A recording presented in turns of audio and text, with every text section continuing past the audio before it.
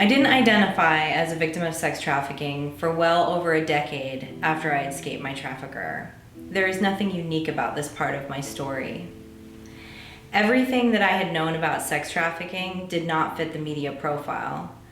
I wasn't on a missing persons list, I was not kidnapped, and my family knew my trafficker.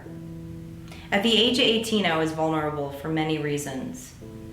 I had come from a divorced home.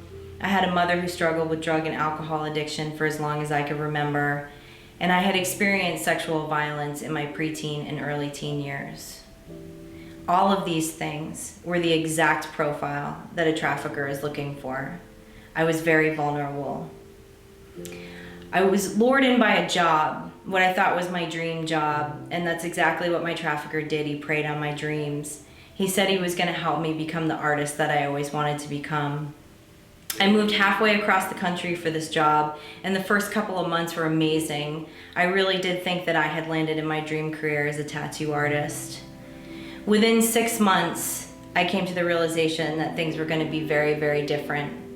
And it was the first time I was forced into prostitution by my trafficker. This went on for almost 5 years. After I escaped my trafficker, a whole new nightmare began. I started seeking help. I started reaching out. I was determined to get past this part of my life and move on. I started seeking out medical professionals because I was having lots of body pain and physical illness on a regular basis. Every time I saw a medical doctor, they told me that it was in my head and that I should go to therapy. So I willingly started going to therapy because I was so determined to just go on with my life. I had so much fire inside of me, and I knew that I had a bigger purpose than the things that would have happened to me. Going to that therapist led to psychiatrist referrals, and the psychiatrist put me on an unbelievable amount of medications for depression, anxiety, insomnia, you name it.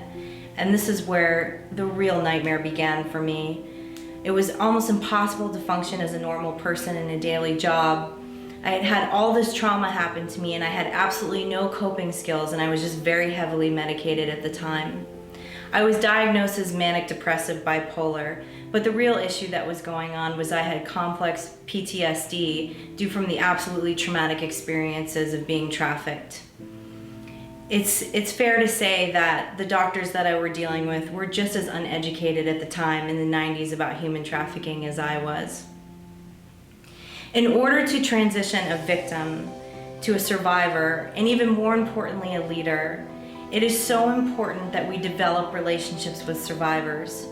We need to know more than the legal definitions of force, fraud, and coercion. We really need to understand what these things are, and most importantly, we need to be trauma informed.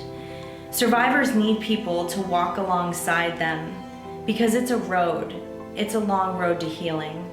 And what we want, and why we're public about our stories, is because we want organizations, professionals, and advocates to come alongside of us. We want to work alongside of you, and we want to help you outfit yourself to combat modern day slavery and be very effective to the people that you have been called to serve and to future generations so that we can stop this injustice. So let's partner together in education and stop human trafficking.